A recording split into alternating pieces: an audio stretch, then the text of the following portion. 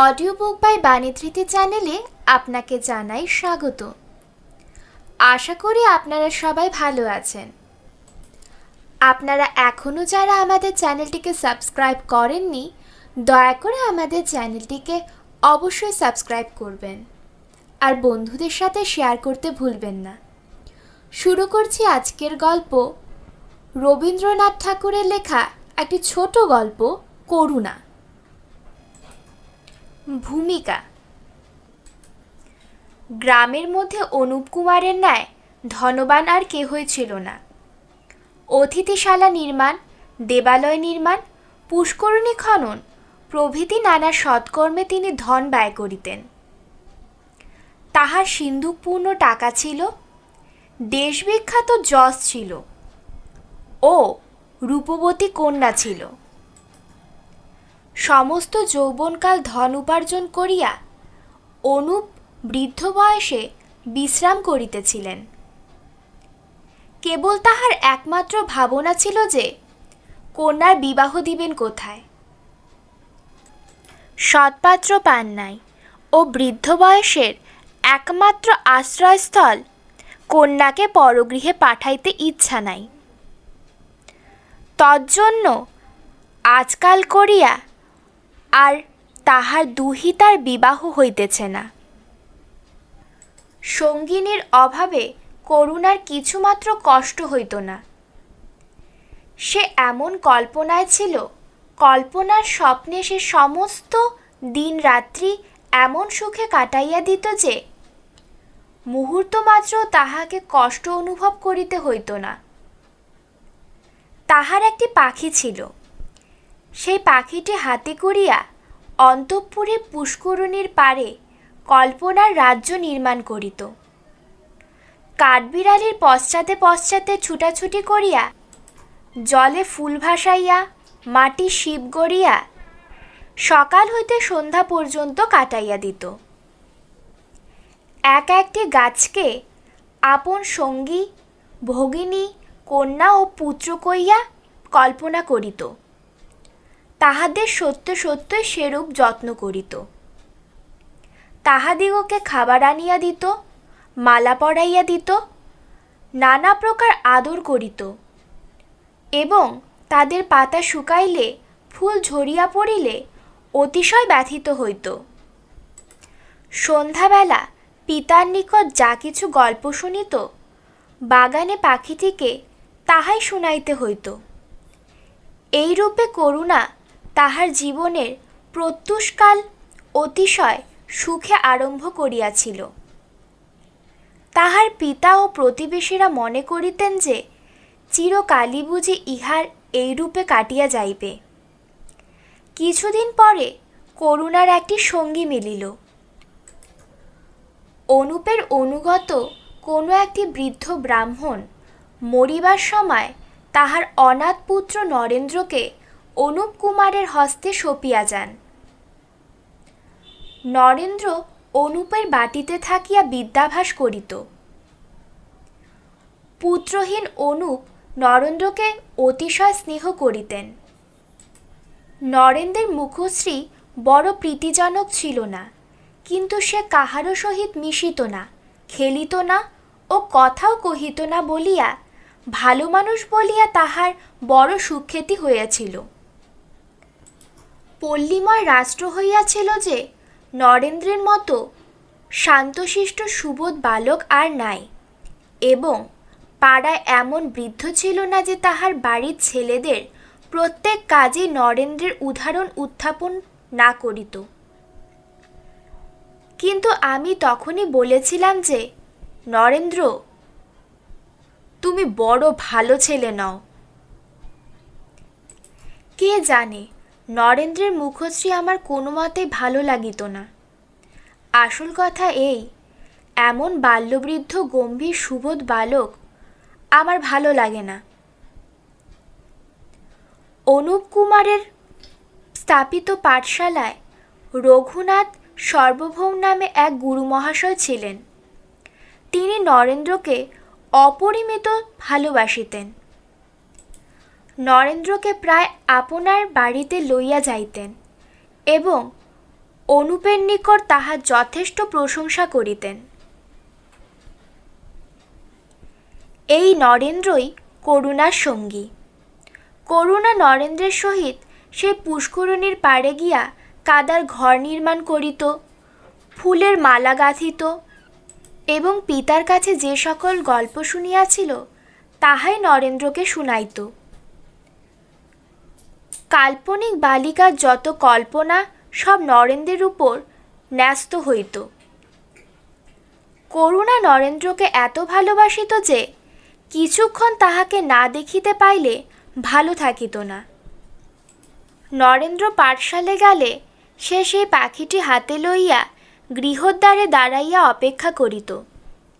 দূর হইতে নরেন্দ্রকে দেখিলে তাড়াতাড়ি তাহার হাত ধরিয়া সেই পুষ্করিণীর পাড়ে সেই নারকেল গাছের তলায় আসিত ও তাহার কল্পনা রচিত কত কি অদ্ভুত কথা শুনাইত। নরেন্দ্র ক্রমে কিছু বড় হইলে কলিকাতা ইংরাজি বিদ্যালয়ে প্রেরিত হইল। কলিকাতার বাতাস লাগিয়া পল্লীগ্রামের বালকের কতগুলি উৎকট রোগ জন্মিল। শুনিয়াছি স্কুলের বেতন ও পুস্তকাদির ক্রয় করিবার ব্যয় যাহা কিছু পাইত তাহাতে নরেন্দ্র তামাকের খরচটা বেশ চলিত। প্রতি শনিবারে দেশে যাইবার নিয়ম আছে, কিন্তু নরেন্দ্র তাহার সঙ্গীদের মুখে শুনিয়াছিল, শনিবারে যদি কলকাতা ছাড়িয়া যাওয়া যায় তবে গলায় দড়ি দিয়া মরাই বা মন্দ কি। বালক বাটিতে গিয়া অনুপকে বুঝাইয়া দিল যে সপ্তাহের মধ্যে 2 দিন বাড়িতে থাকিলে সে পরীক্ষায় উত্তীর্ণ হইতে পারিবে না। অনুপ নরেন্দ্রের বিদ্যাভ্যাসের অনুরাগ দেখিয়া মনে মনে ঠিক দিয়া রাখিলেন যে বড় হইলে সে ডেপুটি ম্যাজিস্ট্রেট হইবে। তখন 2-1 মাস অন্তর নরেন্দ্র বাড়িতে আসিত, কিন্তু এ আর সে নরেন্দ্র নহে। পানের পিকে ওষ্ঠাধর প্লাবিত করিয়া মাথায় চাদর বাঁধিয়া 2 পাশে 2 সঙ্গীর গলা জড়াইয়া ধরিয়া কনস্টেবলদের ভীতিজনক সে নরেন্দ্র প্রদোষের কলকাতার গলিতে গলিতে মারামারি বুঝিয়া বেড়াইত। গাড়িতে ভদ্রলোক দেখিলে কদলির অনুরোধে বৃদ্ধর আঙুল স্পর্শ করিত। নিরীহ পান্থ বেচারিদিগের দেহে ধূলি নিক্ষেপ করিয়া নির্দোষের মতো আকাশের দিকে তাকাইয়া থাকিত। এ সে নরেন্দ্র নহে, অতি নিরীহ। আসিয়াই অনুপকে ঢিপ করিয়া প্রণাম করে, কোনো কথা জিজ্ঞাসা করিলে মৃদুস্বরে নতমুখে অতি দীনভাবে উত্তর দেয় এবং যে পথে অনুপ সর্বদা যাতায়াত করে সেখানে একটি ওয়েবস্টার ডিকশনারি বা তৎসদৃশ্য কোনো দীর্ঘকায় পুস্তক খুলিয়া বসিয়া থাকে। নরেন্দ্র বহুদিন পর বাড়ি আসিলে করুণা আনন্দ উৎফুল্ল হইয়া উঠিত। নরেন্দ্রকে ডাকিয়া লইয়া কত কি গল্প শুনাইত। বালিকা গল্প শুনাইতে যত উৎসুক, শুনিতে তত নহে। কাহারও কাছে কোনো নতুন কথা শুনিলেই যতক্ষণ না নরেন্দ্রকে শুনাইতে পারিত ততক্ষণ ইহা তাহার নিকট বোঝাস্বরূপ হইয়া থাকিত। কিন্তু করুণার এইরূপ ছেলেমানুষিতে নরেন্দ্রের বড়ই হাসি পাইত। কখনো কখনো সে বিরক্ত হইয়া পালাইবার উদ্যোগ করিত। নরেন্দ্র সঙ্গীদের নিকটে করুণার কথা প্রসঙ্গে নানাবিধি উপহাস করিত। নরেন্দ্র বাড়ি আসিলেই পণ্ডিত মহাশয় সর্বাপেক্ষা অধিক ব্যগ্র হইয়া পড়িতেন। এমনকি সেদিন সন্ধ্যার সময়ে গৃহ হইতে নির্গত হইয়া বাদশাহময় পল্লীপথ দিয়া রাম নাম জপিতে জপিতে নরেন্দ্রের সহিত সাক্ষাৎ করিতে যাইতেন। নরেন্দ্রকে বাড়িতে নিমন্ত্রণ করিয়া লইয়া নানাবিধি কুশল সংবাদ লইতেন। এই পণ্ডিতের কথা শুনিয়া 2 সঙ্গী নরেন্দ্রকে তাহার টিকি কাটিতে পরামর্শ দিয়াছিল এ বিষয় লইয়া গভীরভাবে অনেক পরামর্শ ও অনেক ষড়যন্ত্র চালাইয়াছিল, কিন্তু দেশে নরেন্দ্রের তেমন দোদণ্ড প্রতাপ ছিল না বলিয়া পণ্ডিত মহাশয়ের টিকিটই নির্বিঘ্নে ছিল। এইরূপে দেশে আদর ও বিদেশে আমোদ পাইয়া নরেন্দ্র বাড়িতে লাগিল। নরেন্দ্রের বাল্যকাল অতীত হইল। অনুপ এখন অতিশয় বৃদ্ধ, চক্ষে দেখিতে পায় না, শয্যা হইতে উঠিতে পারে না। এক মুহূর্ত করুণাকে কাছছাড়া করিতেন না। অনুপের জীবনের দিন ফুরাইয়া আসিয়াছে। তিনি নরেন্দ্রকে কলিকাতা হইতে ডাকিয়া আনিয়াছেন। অন্তিমকালে নরেন্দ্র ও পণ্ডিত মহাশয়কে ডাকিয়া তাহার হস্তে কন্যাকে সমর্পিত করিয়া গেলেন। অনুপের মৃত্যুর পর সার্বভৌম মহাশয় নিজে পৌরোহিত্য করিয়া নরেন্দ্রের সহিত করুণার বিবাহ দিলেন। প্রথম পরিচ্ছেদ। আমি যাহা মনে করিয়াছিলাম তাহাই হইয়াছে। নরেন্দ্র যে কিরূপ লোক তাহা এতদিনে পাড়ার লোক টের পাইল। আর হতভাগিনী করুণাকে যে কত কষ্ট পাইতে হইবে তাহা এতদিনে তাহারা বুঝিতে পারিল। কিন্তু পণ্ডিত মহাশয় দুইয়ের কোনোটাই বুঝিলেন না। করুণা আজকাল কিছু মনের কষ্টে আছে। মনের উল্লাসে বিজন কাননে সে খেলা করিবে, বক্ষে করিয়া লইয়া পাখির সঙ্গে কত কি কথা কহিবে, কোলের ওপর রাশি রাশি ফুল রাখিয়া পা দুটি ছড়াইয়া আপন মনে গুনগুন করিয়া গান গাইতে গাইতে মালা গাঁথিবে। যাহাকে ভালোবাসে তাহার মুখপানে চাইয়া চাইয়া অস্ফুট আহ্লাদে বিহ্বল ও অস্ফুটভাবে ভোর হইয়া থাকিবে, সেই বালিকা বড়ই কষ্ট পাইয়াছে। তাহার মন মতো কিছুই হয় নাই। অভাগিনী যে নরেন্দ্রকে এত ভালোবাসে, যাহাকে দেখিলে খেলা ভুলিয়া যায়, মালা ফেলিয়া দেয়, পাখি রাখিয়া দিয়া ছুটিয়া আসে, সে কেন করুণাকে দেখিলে যে বিরক্ত হয়? করুণা হাসিতে হাসিতে ছুটিয়া গিয়া তাহাকে কি বলিতে আসে, সে কেন ভ্রুকুঞ্চিত করিয়া মুখ ভার করিয়া থাকে? করুণা তাহার কাছে বসিতে কত মিনতি করে, সে কেন কোনো ছল করিয়া চলিয়া যায়? নরেন্দ্র তাহার সহিত এমন নির্ভাজনভাবে, এমন নিরলসভাবে কথাবার্তা কয়, সকল কথা এমন বিরক্তিভাবে উত্তর দেয়, সকল কাজে এমন প্রভুভাবে আদেশ করে যে বালিকার খেলা ঘুচিয়া যায়। মালা গাঁথা সাঙ্গ হয় বুঝি, বালিকার আর বুঝি পাখির সহিত গান গাওয়া হইয়া ওঠে না। মূল কথা এই, নরেন্দ্র ও করুণার কিছুতেই বনিতে পারে না। দুজনে দুই ভিন্ন উপাদানে নির্মিত। নরেন্দ্র করুণার সেই ভালোবাসার কত কি অসংলগ্ন কথার মধ্যে কিছুই মিষ্টতা পায় না।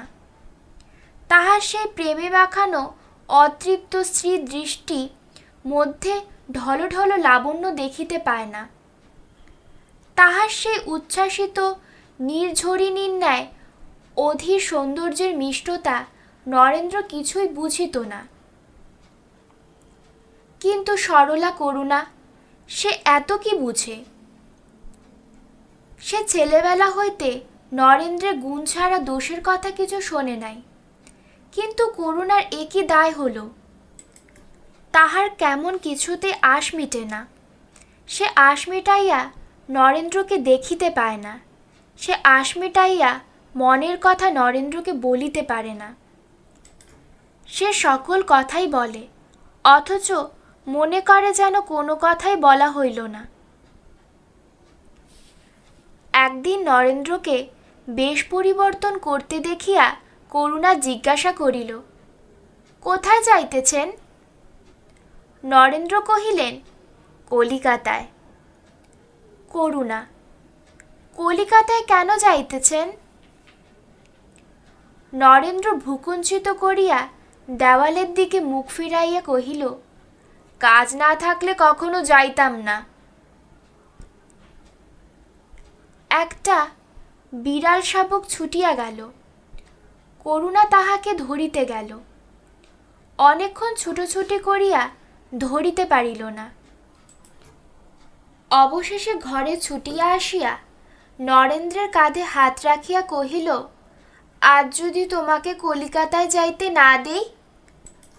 নরেন্দ্র কাঁধ হইতে হাত ফেলিয়া দিয়া কহিল, সরো দেখি, আর একটু হইলে ডিকেন্টারিটি ভাঙিয়া ফেলিতে আর কি। করুণা, দেখো তুমি কলকাতায় যাইও না। পণ্ডিত মহাশয় তোমাকে যাইতে দিতে নিষেধ করেন। নরেন্দ্র কিছুই উত্তর না দিয়া শীষ দিতে দিতে চুল আঁচড়াইতে লাগিলেন। করুণা ছুটিয়া ঘর হইতে বাহির হইয়া গেল ও এক শিশি এসেন্ট আনিয়া নরেন্দ্রের চাদরে খানিকটা ঢালিয়া দিল। নরেন্দ্র কলকাতায় চলিয়া গেলেন। করুণার দুই একবার বারণ করিল, কিন্তু হা হু না দিয়া লখনৌই ঠুমরি গাইতে গাইতে নরেন্দ্র প্রস্থান করিলেন। যতক্ষণ নরেন্দ্রকে দেখা যায় করুণা চাহিয়া রহিল। নরেন্দ্র চলিয়া গেলে সে বালিশে মুখ লুকাইয়া কাঁদিল। কিয়ৎক্ষণ কাঁদিয়া মনের বেগ শান্ত হইলে চোখের জল মুছিয়া ফেলিয়া পাখি হাতে লইয়া অন্তঃপুরে বাগানে মালা গাঁথিতে বসিল। বালিকার স্বভাবত এমন প্রফুল্ল হৃদয় যে বিষাদ অধিকক্ষণ তাহার মনে তিষ্ঠতে পারে না। হাসির লাবণ্য তাহার বিশাল নেত্রে দুটি এমন মগ্ন করে যে রোদনের সময় অশ্রুরেখা ভেদ করিয়া হাসির কিরণ জ্বলিতে থাকে। যাহা হোক, করুণার চপল ব্যবহারে পাড়াময় মেয়েমহলে বেহাইয়া বলিয়া তাহার বড়ই অখ্যাতি জন্মিয়াছিল। বুড়াধারী মেয়ের এতটা বাড়াবাড়ি তাহাদের ভালো লাগিত না। সে সকল নিন্দার কথা করুণা বাড়ির পুরাতন দাসী ভাবির কাছে সব শুনিতে পাইত, কিন্তু তাহাতে তাহার এলোই গেল কি? এ তেমনি ছুটোছুটি করিত, সে ভাবির গলা ধরিয়া তেমনি করিয়া হাসিত, সে পাখির কাছে মুখ নাড়িয়া তেমনি করিয়া গল্প করিত। কিন্তু এ প্রফুল্ল হৃদয় একবার যদি বিষাদে আঘাতে ভাঙিয়া যায়, এই হাস্যময় অজ্ঞান শিশুর মতো চিরশূন্য সরল মুখশ্রী একবার যদি দুঃখের অন্ধকারে মলিন হইয়া যায়, তবে বোধহয় বালিকা আহত লতাটির ন্যায় জন্মের মতো ম্রিয়মাণ ও অবসন্ন হইয়া পড়ে। বর্ষার শৈলীন সেকে বসন্তের বায়ুবিজনে আর বোধহয় সে মাথা তুলিতে পারে না। নরেন্দ্র অনুপের যে অর্থ পাইয়াছিলেন, তাহাতে পল্লীগ্রামে বেশ সুখে স্বাচ্ছন্দ্যে থাকিতে পারিতেন। অনুপের জীবনদশায় ক্ষেতের ধান, পুকুরের মাছ ও বাগানের শাকসবজি, ফলমূল, দৈনন্দিন আহার ব্যয় যৎসামান্য ছিল। ঘটা করিয়া দুর্গা উৎসব সম্পন্ন হইত। নিয়মিত পূজা অর্চনায়, দান ধ্যান ও আতিথ্যের ব্যয় ভিন্ন আর কোনো ব্যয়। অনুপের মৃত্যুর পর অতিথিশালাটি বাবুর্চিখানা হইয়া দাঁড়াইল। ব্রাহ্মণগুলার জ্বালায় গোটা চারেক দারোয়ান রাখিতে হইল। তাহারা প্রত্যেক ভট্টাচার্যকে রীতিমতো অর্ধচন্দ্রের ব্যবস্থা করিত এবং প্রত্যেক ভট্টাচার্য বিধিমতে নরেন্দ্রকে উচ্ছন্নে যাইবার ব্যবস্থা করিয়া যাইত। নরেন্দ্র গ্রামে নিজ ব্যয়ে একটি ডিসপেন্সারির ব্যবস্থা করিয়াছিলেন। শুনিয়াছি, নহিলে সেখানে ব্র্যান্ডি কিনার অন্য কোনো সুবিধা ছিল না। গভর্নমেন্টের সস্তা দোকান হইতে রায়বাহাদুরের খেলনা কিনিবার জন্য ঘোড়ার দৌড়ের চাঁদা পুস্তকে 1000 টাকা সই করিয়াছিলেন এবং আরও এমন অনেক সৎকার্য করিয়াছিলেন, যাহা লইয়া অমৃতবাজারে একজন পত্রপ্রেরক ভারী ধুমধাম করিয়া এক পত্র লেখে। তাহার প্রতিবাদ ও তাহার অনুপ্রতিবাদের সময় অমূল অপবাদ দেওয়া সে ভদ্রলোকের অকর্তব্য হইয়া লইয়া কোনো তর্ক বিতর্ক হয়। নরেন্দ্রকে পল্লীর লোকেরা জাতিচ্যুত করিল, কিন্তু নরেন্দ্র সেদিকে কটাক্ষপাতও করিলেন না। নরেন্দ্রের একজন সমাজ সংস্কারক বন্ধু তাহার মরাল করেজ লইয়া সভায় তুমুল আন্দোলন করিয়াছিলেন। নরেন্দ্র বাগবাজারে এক বাড়ি ভাড়া করিয়াছেন ও কাশীপুরে এক বাগান ক্রয় করিয়াছেন। একদিন বাগবাজারের বাড়িতে সকালে বসিয়া নরেন্দ্র চা খাইতেছেন। নরেন্দ্রের সকাল ও আমাদের সকালে অনেক তফাত। সেদিন শনিবারে কুঠি যাইবার সময় দেখিয়া আসিলাম নরেন্দ্র নাক ডাকিতেছে। 2টার সময় ফিরিয়া আসাইবার কালে দেখি চোখ রগড়াইতেছে। তখনও আন্তরিক ইচ্ছা আর এক ঘুম দেন। যাহাই হোক, নরেন্দ্র চা খাইতেছেন। এমন সময়ে সমাজ সংস্কারক গদাধরবাবু, কবিতা কুসুম মঞ্জুরি প্রণেতা কবিবর স্বরূপচন্দ্রবাবু আসিয়া উপস্থিত হইলেন। প্রথম অভ্যর্থনা সমাপ্ত হইলে সকলে চেয়ারে উপবিষ্ট হইলেন। নানাবিধি কথোপকথনের পর গদাধরবাবু কহিলেন, দেখুন মহাশয়, আমাদের দেশে স্ত্রীলোকের দশা বড় শোচনীয়। এই সময়ে নরেন্দ্র শোচনীয় শব্দের অর্থ জিজ্ঞাসা করিলেন। স্বরূপচন্দ্রবাবু কহিলেন, ধন সরস ক্ষতথরণ। নরেন্দ্রের পক্ষে উভয় কথাই সমান ছিল, কিন্তু নরেন্দ্র এই প্রতিশব্দটি শুনিয়া শোচনীয় শব্দের অর্থটা যেন জলের মতো বুঝিয়া গেলেন। গদাধরবাবু কহিলেন, এখন আমাদিগের উচিত তাহাদের অন্তঃপুরের প্রাচীর ভাঙিয়া দেওয়া। অমনি নরেন্দ্র গম্ভীরভাবে কহিলেন, কিন্তু এটা কতদূর হতে পারে তাই দেখা যাক। তেমন সুবিধা পাইলে অন্তঃপুরের প্রাচীর অনেক ভাঙিয়া ফেলিতে ইচ্ছা করে বটে, কিন্তু পুলিশের লোকেরা তাহাতে বড়ই আপত্তি করিবে। ভাঙিয়া ফেলা দূরে থাক, একবার আমি অন্তঃপুরের প্রাচীর লঙ্ঘন করিতে গিয়াছিলাম। ম্যাজিস্ট্রেট তাতে আমার উপর বড় অসন্তুষ্ট হয়। অনেক তর্কের পর গদাধর ও স্বরূপে মিলিয়া নরেন্দ্রকে বুঝাইয়া দিল যে সত্য সত্যই অন্তঃপুরের প্রাচীর ভাঙিয়া ফেলার প্রস্তাব হইতেছে না। তাহার তাৎপর্য এই যে স্ত্রীলোকদের অন্তঃপুর হইতে মুক্ত করিয়া দেওয়া। গদাধরবাবু কহিলেন, কত বিধবা একাদশীর যন্ত্রণায় রোদন করিতেছে, কত কুলীন পত্নী স্বামী জীবিত সত্ত্বেও বৈধব্যের জ্বালা সহ্য করিতেছে। স্বরূপবাবু কহিলেন, এ বিষয়ে আমার অনেক কবিতা আছে, কাগজওয়ালা তা বড় ভালো সমালোচনা করেছেন। দেখো নরেন্দ্রবাবু, শরৎকালের জ্যোৎস্না রাত্রে কখনো ছাদে শুয়েছেন?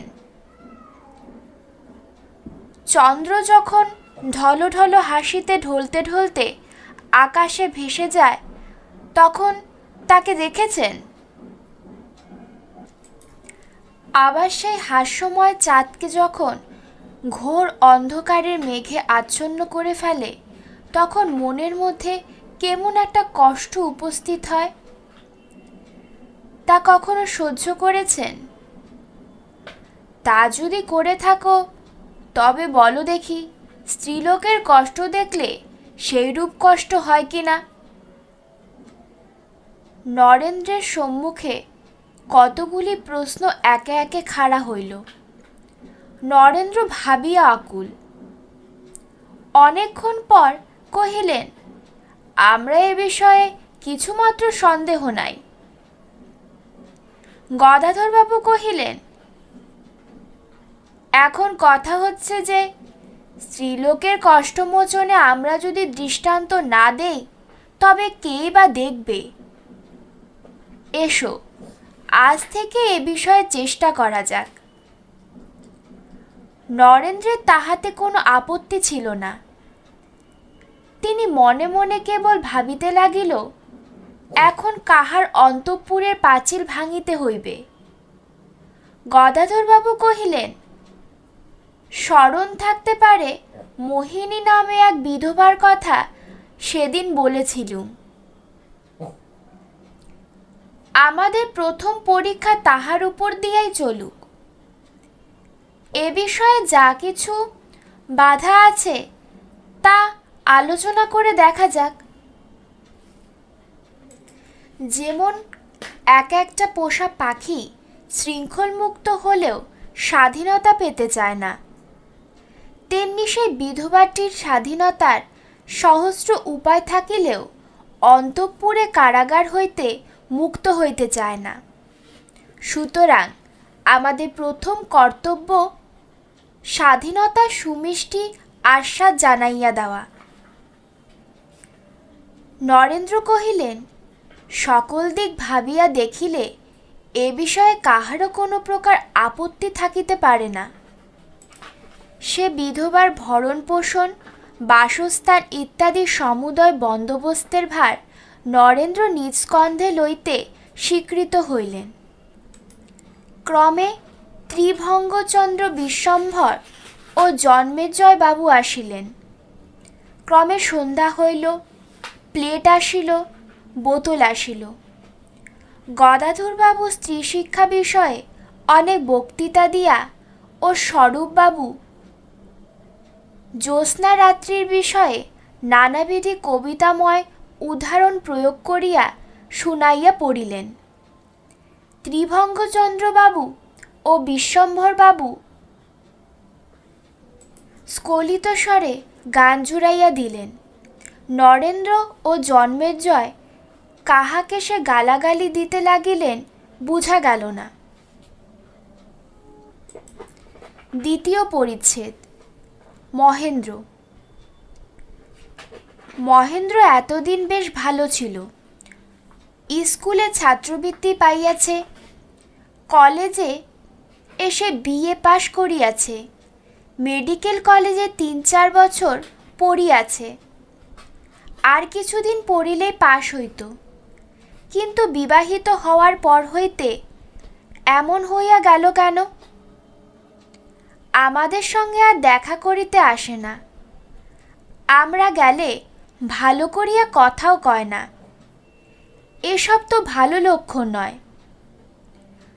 সহসা এরূপ পরিবর্তন যে কোনো হইলেই আমরা ভেতর ভেতর তাহার সন্ধান লইয়াছি।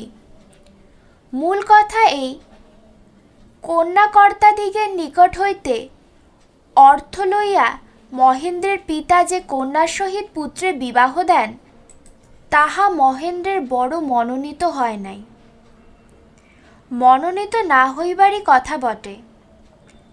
তাহার নাম রজনী ছিল, বর্ণ রজনীর ন্যায় অন্ধকার। তাহার গঠন যে কিছু উৎকৃষ্ট ছিল তাহা নয়, কিন্তু মুখ দেখিলে তাহাকে অতিশয় ভালো মানুষ বলিয়া বোধ হয়। বেচারি কখনো কাহারও কাছে আদর পায় নাই। পিতৃলয়ে অতিশয় উপেক্ষিত হইয়াছিল। বিশেষত তাহার রূপের দোষে বর পাওয়া যাইতেছে না বলিয়া যাহার তাহার কাছে তাকে নিগ্রহ সইতে হইত। কখনো কাহারও সহিত মুখ তুলিয়া কথা কহিতে সাহস করে নাই। একদিন আয়না খুলিয়া কপালে টিপ পড়িতেছিল, বলিয়া কত লোকে কত রকম ঠাট্টা বিদ্রূপ করিয়াছিল। সে অবধি উপহাসের ভয়ে বেচারি কখনো আয়না খুলে নাই, কখনো বেশভূষাও করে নাই। স্বামীর আলয়ে আসিল, সেখানে স্বামীর নিকট হইতে এক মুহূর্তে নিমিত্ত মাত্র আদর পাইল না। বিবাহরাত্রের পরদিন হইতে মহেন্দ্র তাহার কাছে শুইত না। এদিকে মহেন্দ্র এমন বিদ্যমান, এমন মৃদু স্বভাব, এমন সৎ বন্ধু ছিল, এমন আমোদায়ক সহচর ছিল, এমন সহৃদয় লোক ছিল যে সেও সকলকে ভালোবাসিত, তাহাকেও সকলে ভালোবাসিত। রজনীর কপাল দোষে সে মহেন্দ্র বিগড়ল হইয়া গেল। মহেন্দ্র পিতাকে কখনো অভক্তি করে নাই, কিন্তু বিবাহের পরদিন থেকেই পিতাকে যাহা তাহা বলিয়া নয় তিরস্কার করিয়াছে। পিতা ভাবিলেন তাহারই বুঝিবার ভুল। কলেজে পড়িলে ছেলেরা যে অবাধ্য হইয়া যাইবে ইহা তো কথাই আছে। রজনীর সমুদয় বৃত্তান্ত শুনিয়া আমার অতিশয় কষ্ট হইয়াছিল। আমি মহেন্দ্রকে গিয়া বুঝাইলাম। আমি বলিলাম, রজনীর ইহাতে কি দোষ আছে? তাহার কুরূপের জন্য সে কিছু দায়ী নহে। দ্বিতীয়ত, তাহার বিবাহের জন্য তোমার পিতাই দোষী। তবে বিনা অপরাধে বেচারিকে কেন কষ্ট?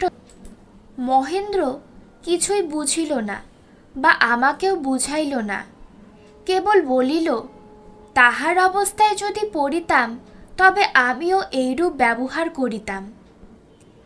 এ কথা যে মহেন্দ্র অতি ভুল বলিয়াছিল তাহা বুঝিবার কোনো প্রয়োজন নাই, কারণ আমার সহিত গল্পের অতি অল্পই সম্বোধন আছে। এ সময়ে মহেন্দ্র কলেজ ছাড়িয়া দেওয়া ভালো হয় নাই। পোড়ো জমিতে কাঁটাগাছ জন্মায়, অব্যবহৃত লৌহে মরিচা পড়ে। মহেন্দ্র এমন অবস্থায় কাজকর্ম ছাড়িয়া বসিয়া থাকিলে অনেক কুফল ঘটিবার সম্ভাবনা। আমি আপনি মহেন্দ্রের কাছে গেলাম, সকল কথা বুঝাইয়া বলিলাম। মহেন্দ্র বিরক্ত হইল। আমি আস্তে আস্তে চলিয়া আসি। একটা কিছু আমোদ না হইলে কি মানুষ বাঁচিতে পারে? মহেন্দ্র যেরূপ কৃতবিদ্য, লেখাপড়ায় সে তো অনেক আমোদ পাইতে পারে, কিন্তু পরীক্ষা দিয়া দিয়া বইগুলার উপর মহেন্দ্রে এমন একটা অরুচি জন্মিয়াছে যে কলেজ হইতে টাটকা বাহির হইয়া আর একটা কিছু নতুন আমোদ পাইলে তাহার পক্ষে ভালো হইত। মহেন্দ্র এখন একটু আধটু করিয়া সেরি খায়, কিন্তু তাহাতে কি হানি হইল? কিন্তু হইলই বই কি। মহেন্দ্রও তাহা বুঝিত। একবার বড় ভয় হইত, একবার অনুতাপ করিত, একবার প্রতিজ্ঞা করিত, আবার একদিন খাইয়াও ফেলিত এবং খাইবার পক্ষে নানাবিধি যুক্তিও ঠিক করিত। ক্রমে ক্রমে মহেন্দ্রের অধোগতির গহ্বরে এক এক সোপান করিয়া নামিতে লাগিলেন। মদ্যটা মহেন্দ্রের এখন খুব অভ্যস্ত হইয়াছে। আমি কখনো জানিতাম না এমন সকল সামান্য বিষয় হইতে এমন গুরুতর ব্যাপার ঘটিতে পারে। আমি স্বপ্নেও ভাবি নাই যে সেই ভালো মানুষ মহেন্দ্র, যে ধীরে ধীরে কথা কহিত, মৃদু মৃদু হাসিত, অতি সন্তর্পণে চলাফেরা করিত, সে আজ মাতাল হইয়া এমন যাতা বকিতে থাকিবে। সে এমন বৃদ্ধ পিতার মুখের ওপর উত্তর প্রস্তুত করিবে।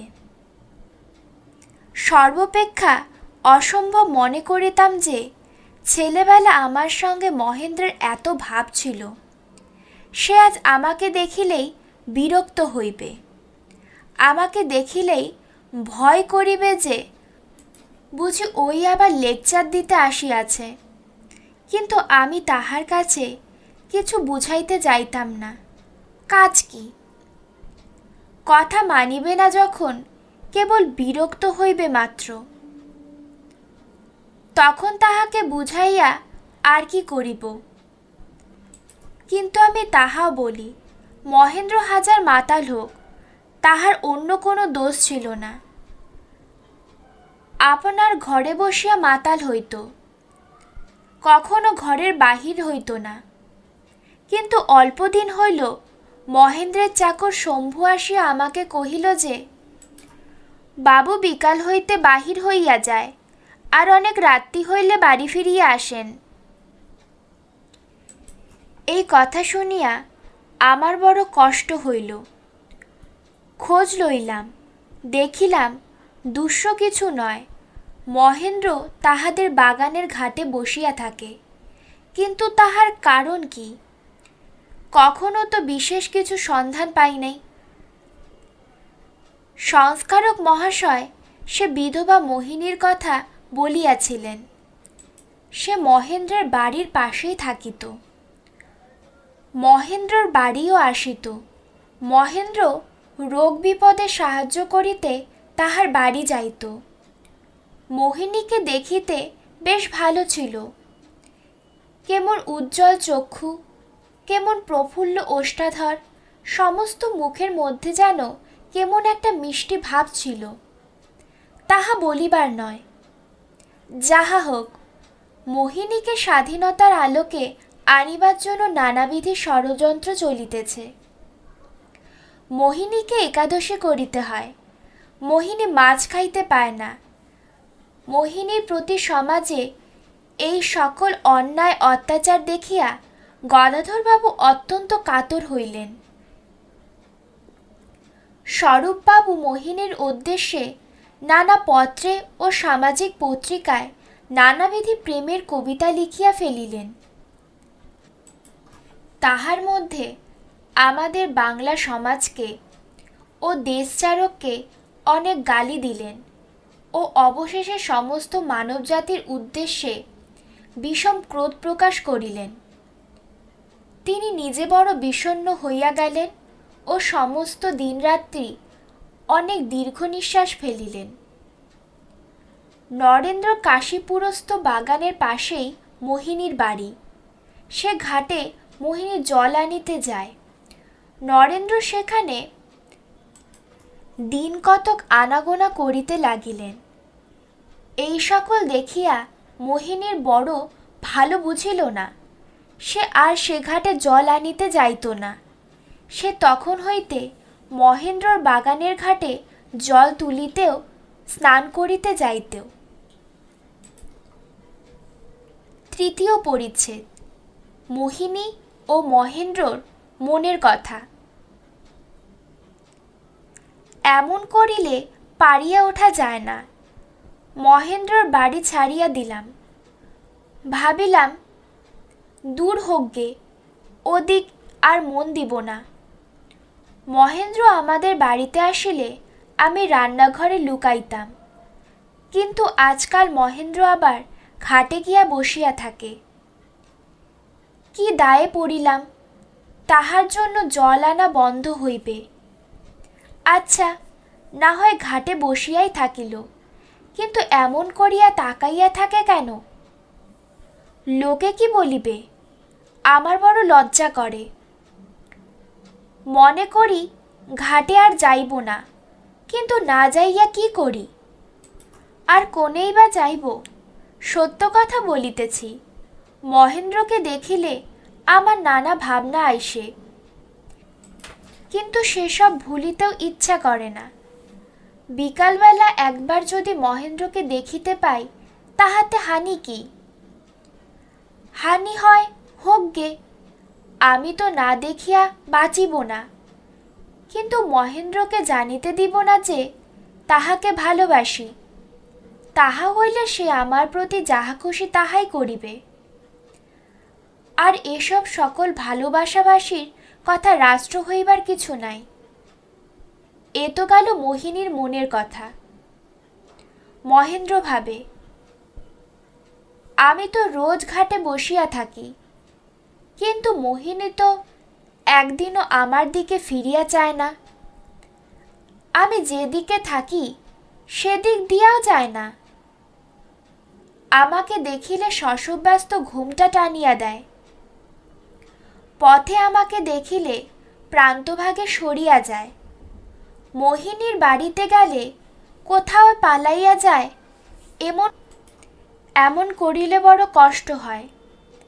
আগে জানিতাম মোহিনী আমাকে ভালোবাসে, ভালো না বাসুক যত্ন করে, কিন্তু আজকাল এমন করে কেন? এ কথা মোহিনীকে জিজ্ঞাসা করিতে হইবে। জিজ্ঞাসা করিতে কি দোষ আছে? মোহিনীকে তো আমি কত কথা জিজ্ঞাসা করিয়াছি। মোহিনীর বাড়ির সকলে আমাকে এত ভালোবাসে যে মোহিনীর সহিত কথাবার্তা কহিলে কেহ তো কিছু মনে করে না।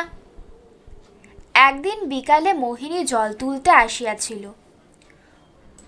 মহেন্দ্র যেমন ঘাটে বসিয়া থাকিত তেমনি বসিয়া আছে।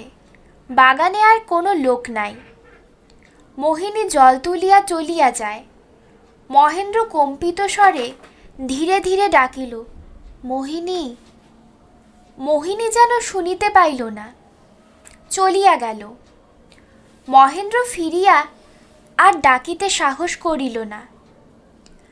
আর একদিন মোহিনী বাড়ি ফিরিয়া যাইতেছে। মহেন্দ্র সম্মুখে গিয়া দাঁড়াইলেন।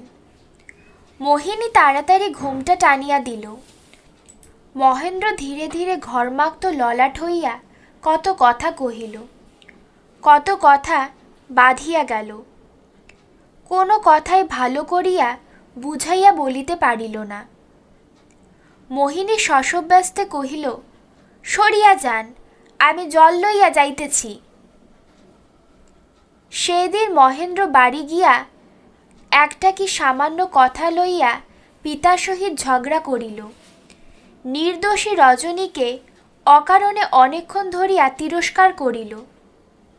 শম্ভু চাকরটাকে 2-3টি বার মারিতে উদ্যত হইল ও মদের মাত্রা আরও খানিকটা বাড়াইয়া দিল। কিছুদিনের মধ্যে গদাধরের সহিত মহেন্দ্রের আলাপ হইল। তাহার দিন চারেক পরে স্বরূপবাবুর সহিত সখ্যতা জন্মিল। তাহার সপ্তাহখানেক পরে নরেন্দ্রের সহিত পরিচয় হইল ও মাসেকের মধ্যে মহেন্দ্র নরেন্দ্রর সভায় মধ্যগমনে নিত্য অতিথিরূপে হাজির হইতে লাগিল। চতুর্থ পরিচ্ছেদ। পণ্ডিত মহাশয়ের দ্বিতীয় পক্ষের বিবাহ। পূর্বে রঘুনাথ সার্বভৌম মহাশয়ের একটি টোল ছিল। অর্থাভাবে অল্প দিনেই টোলটি উঠিয়া যায়। গ্রামের বর্ধিষ্ণু জমিদার অনুপ কুমার রায় যে পাঠশালা স্থাপন করে, অল্প বেতনে তিনি তাহার গুরু মহাশয়ের পদে নিযুক্ত হন। কিন্তু গুরু মহাশয়ের পদে আসীন হইয়া তাহার শান্ত প্রকৃতি কিছুমাত্র বৈলক্ষ্য হয় নাই। পণ্ডিত মহাশয় বলিতেন, তাহার বয়স সবে 40 বছর। এই প্রমাণের ওপর নির্ভর করিয়া শপথ করিয়া বলা যায় তাহার বয়স 48 বছরের ন্যূন নয়। সাধারণ পণ্ডিতের সহিত তাহার আর কোনো বিষয়ে মিল ছিল না, কিন্তু খুব টসটসে রসিক পুরুষ ছিলেন। না বা খটখটে ঘটপট বাগিশ ছিলেন না, দলাদলির চক্রান্ত করিতেন না, শাস্ত্রের বিচার লইয়া বিবাদে লিপ্ত থাকিতেন না, বিদায় আদরের কোনো আশা রাখিতেন না। কেবল মিল ছিল প্রশস্ত উদরটিতে, নস্যির ডিবিটিতে, ক্ষুদ্র টিকিটিতে ও সুশ্রীবিহীন মুখে। পাঠশালার বালকেরা প্রায় 24 ঘণ্টা তাহার বাড়িতে পড়িয়া থাকিত। এই বালকদের জন্য তাহার অনেক সন্দেশ খরচ হইত। সন্দেশের লোভ পড়িয়া বালকেরা চীনা জোকের মতো তাহার বাড়ির মাটি কামড়াইয়া পড়িয়া থাকিত। পণ্ডিত মহাশয় বড়ই ভালো মানুষ ছিলেন এবং দুষ্টু বালকেরা তাহার উপর বড়ই অত্যাচার করিত। পণ্ডিত মহাশয়ের নিদ্রাটি এমন অভ্যস্ত ছিল যে তিনি শুইলে ঘুমাইতেন, বসিলেও ঢুলিতেন ও দাঁড়াইয়া হাই তুলিতেন। এই সুবিধা পাইয়া বালকেরা তাহার নস্যির ডিব্বা, চটি জুতা ও চশমার ঢুঙ্গিটি চুরি করিয়া লইত। একে তো পণ্ডিত মহাশয় অতিশয় আলগা লোক, তাহাতে পাঠশালা দুষ্ট বালকেরা তাহার বাটিতে কিছুমাত্র শৃঙ্খলা রাখিত না। পাঠশালায় যাইবার সময় কোনো মতে তাহার চটি জুতা খুঁজিয়া পাইতেন না, অবশেষে শূন্য পদেই যাইতেন। একদিন সকালে উঠিয়া দৈবাৎ দেখিতে পাইলেন তাহার শয়নগৃহে বোলতায় 3টি চাক বাঁধিল, ইঁদুরে গর্ত করিল, মাকড়সা প্রাসাদ নির্মাণ করিল এবং লক্ষ লক্ষ ক্ষুদ্র পিপীলিকা সার বাঁধিয়া গৃহময় রাজপথ বসাইয়া দিল। বালির পক্ষে ঋষিমুখ পর্বত যেরূপ, পণ্ডিত মহাশয়ের পক্ষে সেই ঘরটি সেরূপ হইয়া পড়িয়াছিল। পাঠশালা আগমনে অনিচ্ছুক কোনো বালক যদি সেই গৃহে লুকাইত, তবে সে পণ্ডিত মহাশয় তাহাকে ধরিতে পারিতেন না। গৃহের এইরূপ আলগা অবস্থা দেখিয়া পণ্ডিত মহাশয় অনেক দিন হইতে একটি গৃহিণীর চিন্তায় আছেন। পূর্বকার গৃহিণী বড় প্রচণ্ড স্ত্রীলোক ছিল। নিরীহ প্রকৃতির সার্বভৌম মহাশয় দিল্লীশ্বরের ন্যায় তাহার আজ্ঞা পালন করিতেন। স্ত্রীর নিকটে থাকিয়া অন্য স্ত্রীকে দেখিয়া চক্ষু মুদিয়া থাকিতেন। একবার একটি অষ্টবর্ষীয়া বালিকার দিকে চাহিয়াছিলেন বলিয়া তাহার পত্নী সেই বালিকাটির মৃত পিতৃপিতামহ প্রপিতামহের নাম উল্লেখ করিয়া যথেষ্ট গালিবর্ষণ করেন ও সার্বভৌম মহাশয়ের মুখের নিকট হাত নাড়িয়া উচ্চস্বরে বলিলেন, তুমি মরো, তুমি মরো, তুমি মরো। পণ্ডিত মহাশয়ের মরণের বড় ভয় করিতেন। মরণের কথা শুনিয়া তাহার বুক ধড়াস ধড়াস করিতে লাগিল। স্ত্রীর মৃত্যুর পর দৈনিক গালি না পাইয়া অভ্যাস দোষে দিনকাতর বড় কষ্ট অনুভব করিতেন। যাহা হোক, অনেক কারণে পণ্ডিত মহাশয় বিবাহের চেষ্টায় আছেন। পণ্ডিত মহাশয়ের একটা কেমন অভ্যাস ছিল যে তিনি সহস্র মিষ্টান্নের লোভ পাইলেও কাহারও বিবাহ সভায় উপস্থিত থাকিতেন না। কাহারও বিবাহ সংবাদ শুনিলে সমস্ত দিন মন খারাপ করিয়া থাকিত। পণ্ডিত মহাশয়ের এক ভট্টাচার্য বন্ধু ছিলেন। তাহার মনের ধারণা ছিল যে তিনি বড়ই রসিক। যে ব্যক্তি তাহার কথা শুনিয়া না হাসিয়া তাহার ওপরে তিনি আন্তরিক চটিয়া যাইতেন। এই রসিক বন্ধু মাঝে মাঝে আসিয়া ভট্টাচার্যীয় ভঙ্গি ও স্বরে সার্বভৌম মহাশয়কে কহিতেন, ওহে ভায়া, শাস্ত্রে আছে, যাবন্য বিন্দতে যায়াম তবদ ভৌমতেত পুয়াম জন্য বাল্যেল পরিবৃত্তাং শ্মশানিব তদগৃহম। কিন্তু তোমার মধ্যে তদ বৈপরীত্য লক্ষিত হচ্ছে। কারণ কি না, যখন তোমার ব্রাহ্মণী বিদ্যমান ছিলেন তখন তুমি ভয়ে শঙ্কায় আর্ধেক হয়ে গিয়েছিলে। স্ত্রী বিয়োগের পর আবার দেখতে দেখতে শরীর দ্বিগুণ হয়ে উঠল। অপরন্তু শাস্ত্রে যে লিখেছে, বালকের দ্বারা পরিবৃত্ত না হইলে গৃহ শ্মশানসম হয়, কিন্তু বালক কর্তৃক পরিবৃত্ত হইয়া প্রযুক্তই তোমার গৃহ শ্মশানসম হইয়াছে। এই বলিয়া সমীপস্থ সকলে চোখ টিপিতেন ও সকলে উচ্চস্বরে হাসিলেন। পর তিনি সন্তোষের সহিত মুহুর্মুহু ন্যস্ত হইলেন। ও পরের একটি মেয়ের সঙ্গে সর্বভৌম মহাশয়ের সম্বন্ধ হইয়াছে। এ কয়েকদিন পণ্ডিত মহাশয় বড় মনের ফুর্তিতে আছেন। পাঠশালায় ছুটি হইয়াছে। আজ পাত্র দেখিতে আসিবে। পাড়ার কোনো দুষ্ট লোকের পরামর্শ শুনিয়া পণ্ডিত মহাশয় নরেন্দ্রের নিকট হইতে একজোড়া ফুল মোজা, জরির পোশাক ও পাগড়ি চাহিয়া আনিলেন। পাড়ার দুষ্ট লোকেরা এই সকল বেশ পরাইয়া তাহাকে সং সাজাইয়া দিল। ক্ষুদ্র পরিসর পাগড়ি পণ্ডিত মহাশয় বিশাল মস্তকে টিকির অংশটুকু অধিকার করিয়া রাখিল মাত্র। 4-5টা বোতাম ছিঁড়িয়া কষ্টে সৃষ্টে পণ্ডিত মহাশয়ের উদরের বেড়ে চাপকান লুকাইল। অনেকক্ষণ পর বেশভূষা সমাপ্ত হইলে পর সর্বভৌম মহাশয় দর্পণে একবার মুখ দেখিলেন। জরির পোশাকের চাকচিক্য দেখিয়া তাহার মন বড়ই তৃপ্ত হইল, কিন্তু সেই ঢলঢলে জুতা পরিয়া আটোসাটো চাপকান পরিয়া চলিতে পারে না, নড়িতেও পারে না। জড়ভরতের মতো এক স্থানে বসিয়া রহিলেন। মাথা একটু নিচু করিলেই মনে হচ্ছে পাগড়ি বুঝি খসিয়া পড়ে। ঘাড় বেদনা হইয়া উঠিল, তথাপি যথাসাধ্য মাথা উঁচু করিয়া রাখিলেন।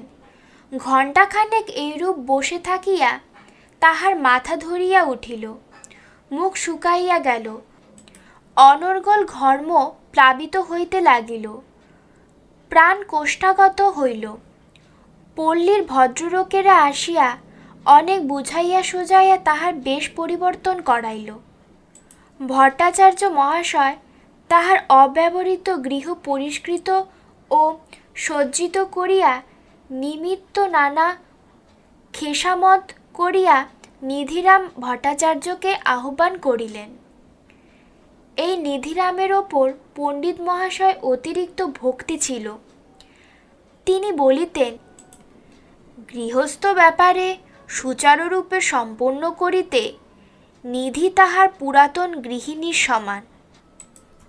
মকদ্দমা নানাবিধি জটিল তর্কে সে স্বয়ং ম্যাজিস্ট্রেট সাহেবকেও ঘোলপান করাইতে পারে এবং সকল বিষয়ে সংবাদ রাখিতে ও চতুরতাপূর্বক সকল কাজ সম্পন্ন করিতে সে কলেজের ছেলের সমানই হোক বা কিছুমাত্র উহার। চতুরাভিমানী লোকেরা আপনার অভাব লইয়া গর্ব করিয়া থাকে। যে ব্যক্তি গৃহস্থ ব্যবস্থার চতুরতা জানাইলে চায় সে আপনার দরিদ্র লইয়া গর্ব করে, অর্থাৎ অর্থের অভাব সত্ত্বেও কেমন সুচারুরূপে সংসারের শৃঙ্খলা সম্পাদন করিতেছি। নিধি তাহার মূর্খতা লইয়া গর্ব করিতেছে। গল্পবাগী শ্লোক মাত্রই পণ্ডিত মহাশয়ের প্রতি বড়ই অনুকূল, কারণ নীরবে সকল প্রকারের গল্প শুনিয়া যাইতে ও বিশ্বাস করিতে পল্লীতে পণ্ডিত মহাশয়ের মতো আর কেহই ছিল না। এই গুণে বশীভূত হইয়া নিধি মাসের মধ্যে প্রায় 200 বার করিয়া তাহার এক বিবাহের গল্প শুনাইতেছে। গল্পের ডালপালা ছাটিয়া ছুটিয়া দিলে সারমর্ম এইরূপ দাঁড়ায়, নিধিরাম ভট্টাচার্য বর্ণপরিচয় পর্যন্ত শিখিয়াই লেখাপড়া দাঁড়ি দিয়াছিলেন, কিন্তু চালাকির জোরে বিদ্যমান অভাব পূরণ করিতেন। নিধিরামের বিবাহ করিবার ইচ্ছা হইয়াছে, কিন্তু এমন শ্বশুর পৃথিবীতে নাই যে বিধিমতো গোমূর্খকে জানিয়া শুনিয়া কন্যা সম্প্রদান করে। অনেক কৌশলে ও পরিশ্রমে পাত্রী স্থির হইল। আজ জামাতাকে পরীক্ষা করিতে আসিলেন। অদ্বিতীয় চতুর নিধি দাদার সহিত পরামর্শ করিয়া একটি পালকি আনাইল এবং চাপকান ও শামলা পরিয়া গুটিকাতক কাগজের তোড়া হাতে করিয়া কন্যার কর্তাদিগের সম্মুখেই পালকিতে চড়িলেন। দাদা কহিলেন, ও নিধি, আজ যে তোমাকে দেখতে এছেন। নিধি কহিলেন, না দাদা, আজ সাহেব সকালে সকালে আসবেন। ঢের কাজ, ঢের পড়ালেখা আছে, আজ আর হচ্ছে না। কন্যাকর্তা জানিয়া গেল যে নিধি কাজকর্ম করে, পড়ালেখাও জানে। তাহার পরদিনই বিবাহ হইয়া গেল। নিধি ইহার মধ্যে একটি কথা চাপিয়া যায়, আমরা সেটির সন্ধান পাইয়াছি। পাড়ার একটি এনস্ট্রেট ক্লাসের ছাত্র তাহাকে বলিয়া দিয়াছিল যে যদি তোমাকে জিজ্ঞাসা করে কোন কলেজে পড়ো, তবে বলিও 20 কলেজে। দৈবক্রমে বিবাহ সময় এই প্রশ্ন করায় নিধি গম্ভীর হয়ে উত্তর দিয়াছিল বিষাক্ত কলেজে।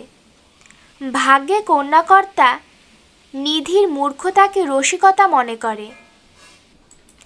এই যাত্রায় সে মানে মানে রক্ষা পায়। নিধি আসিয়াই মহা গোলযোগ বাঁধাইয়া দিল। ওরে ও, ওরে তা, এ ঘরে একবার ও ঘরে একবার, এটা উল্টায় ওটা পাল্টায়, দু একটা বাসন ভাঙিয়া, দু একটা পুঁথি ছিঁড়িয়া পাড়া শুদ্ধ তোলপাড় করিয়া তোলেন। কোনো কাজে করিতে না, অথচ মহা গোলে মহাব্যস্ত। চটে জোটা চটচট করিয়া এ ঘর ও ঘর, এ বাড়ি ও বাড়ি, এ পাড়া ও পাড়া করিতেছেন, কোনোখানি দাঁড়াইতেছেন না। ঊর্ধ্বশ্বাসে ইহাকে দু একটি, উহাকে দু একটি কথা বলিয়া আবার সরসর করিয়া গুরু মহাশয়ের বাড়ি প্রবেশ করিতেছে। সন্ধ্যার সময় ফলটা গিয়া দেখিব, সর্বভৌম মহাশয়ের বাড়ি যে কে সেই। তবে পূর্বে একদিনে যাহা পরিষ্কার হইত, এখন 1 সপ্তাহে তাহা হইবে না। যাহা হোক, গৃহ পরিষ্কার করিতে গিয়া একটি গুরুত্বপূর্ণ ব্যাপার ঘটিল। ঝাঁটার আঘাতে, লোকজনে কোলাহলে 3 ঘর বলতা বিদ্রোহী হইয়া উঠিল। নিধিরামের নাক মুখ ফুলিয়া উঠিল। চটি জুতা ফেলিয়া, টিকি উড়াইয়া, কোচার কাপড়ে পা জড়াইতে জড়াইতে, চৌকাঠে হুমড়ি খাইতে খাইতে, পণ্ডিত মহাশয়কে গালি দিতে দিতে গৃহ পরিত্যাগ করিলেন। 1 সপ্তাহ ধরিয়া বাড়িঘরে বিশৃঙ্খল বোলতার দল উড়িয়া বেড়াইত। বেচারি পণ্ডিত মহাশয় 10 দিন আর অন্তরী গৃহে বোলতার ভয়ে প্রবেশ করেন নাই। প্রতিবেশীর বাটিতে আশ্রয় লইয়াছেন। পরে গৃহে ফিরিয়া আসেন ও যাইবার সময় ঘটি ঘড়া ইত্যাদি যে সকল দ্রব্য বাড়িতে দেখিয়া গিয়াছিলেন, আসিবার সময় তাহা আর দেখিতে পাইলেন না। আদ্য বিবাহ হইবে। পণ্ডিত মহাশয় কাল সমস্ত রাত স্বপ্ন দেখিয়াছেন। বহুকালে পুরনো সেই ঝাঁটা গাছটি স্বপ্নে দেখিতে পাইয়াছিলেন। এটি তাহার শুভ লক্ষণ বলিয়া মনে হইল। হাসিতে হাসিতে প্রত্যুষে শয্যা হইতে গোত্রস্থান করিলেন। চেলি জোড়া পড়িয়া চন্দন চর্চিত কলেবরে ভাবে ভোর হইয়া বসিয়া আছেন। থাকিয়া থাকিয়া সহসা পণ্ডিত মহাশয়ের মনে একটি দুর্ভাবনার উদয় হইল। তিনি ভাবিলেন, সকলই তো হইল, এখন নৌকায় উঠিবেন কি করিয়া। অনেকক্ষণ ধরিয়া ভাবিতে লাগিলেন। 20-22 চিলিম তাম্রকূট ভস্য হইলে ও 2-1 ডিবা নস্যি ফুরাইয়া গেলে পর একটা সুদুপায় নির্ধারিত হইল। তিনি ঠিক করিলেন যে নিধিরামকে সঙ্গে লইবেন। তাহার বিশ্বাস ছিল নিধিরাম সঙ্গে থাকিলে নৌকা ডুবিবার কোনো সম্ভাবনা নাই। নিধি সসম্মানে চলিলেন। সেদিনকার দুর্ঘটনার পরে নিধি আর পণ্ডিত মহাশয়ের বাড়িমুখা হইল না বলিয়া স্থির করিয়াছিল।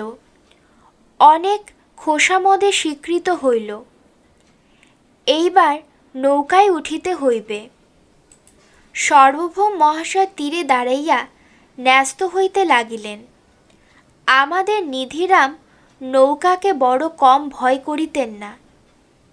যদি কন্যাকর্তাদের বাড়িতে আহারের প্রলোভন না থাকিত, তাহা হইলে প্রাণান্তে নৌকা উঠিতেন না। অনেক কষ্টে ৫-৬ জন মাঝি ধরাধরি করিয়া তাহাদিগকে কোনো ক্রমে তো নৌকায় তুলিল, নৌকা ছাড়িয়া দিল। নৌকা যতই নড়ে চড়ে, পণ্ডিত মহাশয় ততই ছটফট করেন। পণ্ডিত মহাশয় যতই ছটফট করেন, নৌকা ততই টলমল করে। মহা হাঙ্গামা, মাঝিরা বিব্রত। পণ্ডিত মহাশয় চিৎকার করিতে আরম্ভ করিলেন ও মাঝিদিগের বিশেষ করিয়া অনুরোধ করিলেন যে যদি পাড়ি দিতেই হইল তবে যেন ধার ধার দিয়া দেওয়া হয়। নিধিরামের মুখে কথাই নাই। তিনি এমন অবস্থায় আছেন যে একটু বাতাস উঠিলে বা একটু মেঘ দেখা দিলেই নৌকা মাস্তুলটা লইয়া জলে ঝাঁপিয়া পড়িবেন। পণ্ডিত মহাশয় আকুলভাবে নিধির মুখের দিকে চাহিয়া আছেন। ২-১ জায়গায় তরঙ্গ বেগে নৌকা একটু টলমল করিল। নিধি লাফাইয়া উঠিল। পণ্ডিত মহাশয় নিধিকে জড়াইয়া ধরিলেন। তখনও তাহার বিশ্বাস ছিল নিধির আশ্রয় করিয়া থাকিলে প্রাণহানি হওয়ার সম্ভাবনা নাই। নিধি সার্বভৌম মহাশয়ের বাহুপাশ ছাড়াইবার জন্য যথাসাধ্য চেষ্টা করিতে লাগিলেন। পণ্ডিত মহাশয় ততই প্রাণপণে আটিয়া ধরিতে লাগিলেন। শীর্ণকায় নিধি দারুণ নিষ্পেষে রুদ্ধশ্বাস হইয়া যায় আর কি। রোষে বিরক্তে যন্ত্রণায় চিৎকার করিতে লাগিল। এইরূপ গোলযোগ করিতে করিতে নৌকা তীরে লাগিল। মাঝিরা এইরূপ নৌকাযাত্রা আর কখনো করে নাই। তাহারা হাঁপ ছাড়িয়া বাঁচিল। ওষ্ঠাগত প্রাণ নিধি নিঃশ্বাস লইয়া বাঁচিলেন। পণ্ডিত মহাশয় ১ ঘটি জল খাইয়া বাঁচিলেন। বিবাহের সন্ধ্যা উপস্থিত। পণ্ডিত মহাশয় টিকিযুক্ত শিরে সোপান পরিয়া গদির ওপর বসিয়া আছেন। অনাহারে, নৌকার পরিশ্রমে ও অভ্যাস দোষে দারুণ ঢুলিতেছেন। মাথার ওপর হইতে মাঝে মাঝে টোপর খসিয়া পড়িতেছে। স্পর্শাবতী নিধি মাঝে মাঝে একটি গুঁতো মারিতেছে। সে এমনই গুঁতা যে তাহাতে মৃত ব্যক্তিরও চৈতন্য হয়। সে গুঁতা খাইয়া পণ্ডিত মহাশয় আবার ধরফরিয়া উঠিতেন ও শিরচ্যুত টোপরটি মাথায় পড়িয়া মাথা চুলকাইতে চুলকাইতে চারিদিকে অবলোকন করিতেছেন। সভাময় চোখ টেপাটেপি করিয়া হাসি চলিতেছে। লগ্ন উপস্থিত হইল। বিবাহের অনুষ্ঠান আরম্ভ হইল। পণ্ডিত মহাশয় দেখিলেন পুরোহিতটি তাহার টোল আউট শিষ্য। শিষ্য হওয়া লজ্জার পড়িয়া গেলেন। পণ্ডিত মহাশয় কানে কানে কহিলেন, তাহারতে আর লজ্জা কি, এবং লজ্জা করিবার যে কোনো প্রয়োজনই নাই, এ কথা তিনি স্কন্ধ ও কল্পী পুরাণ হইতে উদাহরণ প্রয়োগ করিয়া প্রমাণ করিলেন। সার্বভৌম মহাশয় বিবাহ আসনে উপস্থিত হইলেন। পুরোহিত মন্ত্র বলিবার সময় একটা ভুল করিল। সংস্কৃতের ভুল পণ্ডিত মহাশয়ের সহ্য হইল না। অমনি মুক্তবোধ ও পানির হইতে গণ্ডা আষ্টেক সূত্র আওড়াইয়া ও তাহা ব্যাখ্যা করিয়া পুরোহিতের ভ্রম সংশোধন করিয়া দিলেন। পুরোহিতটি অপ্রস্তুত ধরিয়া ও ভ্যাবাচেকা খাইয়া আরও কতগুলি ভুল করিল। পণ্ডিত মহাশয় দেখিলেন যে তিনি টোলে তাহাকে যাহাই শিখাইয়াছিলেন পুরোহিত বাবাজি চালকলার সহিত তাহাই নিঃশেষে হজম করিয়াছে। বিবাহ হইয়া গেল। উঠিবার সময় সার্বভৌম মহাশয় কিরূপ বেগতিকে পায়ে পা জড়াইয়া তাহার শ্বশুরের ঘাড়ে পড়িয়া গেলেন। উভয়ে বিবাহ সভায় ভূমিসাৎ হইলেন। বরের কাপড় ছিঁড়িয়া গেল, টোপর ভাঙিয়া গেল। শ্বশুরের শূলবেদনা ছিল। স্থূলকায় ভট্টাচার্য মহাশয় তাহার উপর চাপিয়া পড়তে তিনি বিষম চিৎকার করিয়া উঠিলেন। 7-8 জন ধরাধরি করিয়া উভয়কে তুলিলেন। সভাসুদ্ধ লোক হাসাহাসি করতে লাগিল। পণ্ডিত মহাশয় মর্মান্তিক অপ্রস্তুত হইলেন ও দুটি একটি কি কথা বলিলেন তাহার অর্থ বোঝা গেল না। একবার দৈবাৎ অপ্রস্তুত হইলে পদে পদে অপ্রস্তুত হইতে হইবে। অন্তঃপুরে গিয়া গোলমালে পণ্ডিত মহাশয় তাহার শাশুড়ির পা মারাইয়া দিলেন।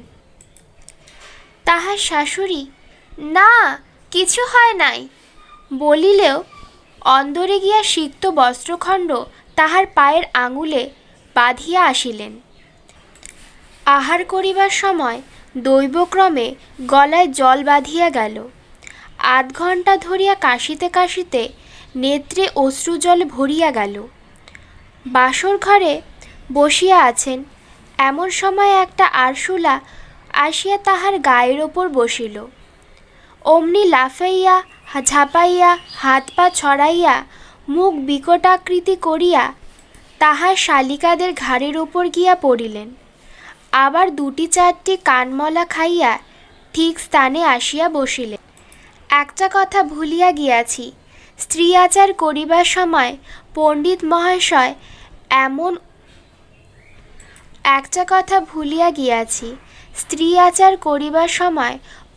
মহাশয় এমন উপর্যুপরি হাঁচিতে লাগিলেন যে চারিদিকে মেয়েরা বিব্রত হইয়া পড়িল।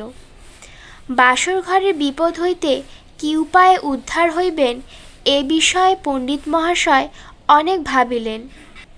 সহসা নিধিকে মনে পড়িয়াছিল, কিন্তু নিধির বাসর ঘরে যাইবার কোনো উপায় ছিল না। যাহা হোক, ভালো মানুষ বেচারি অতিশয় গলে পড়িয়াছিলেন। শুনিয়াছি 2-1টি কি কথায় উত্তর দিতে গিয়া স্মৃতি ও বেদান্ত সূত্রের ব্যাখ্যা করিয়াছিলেন।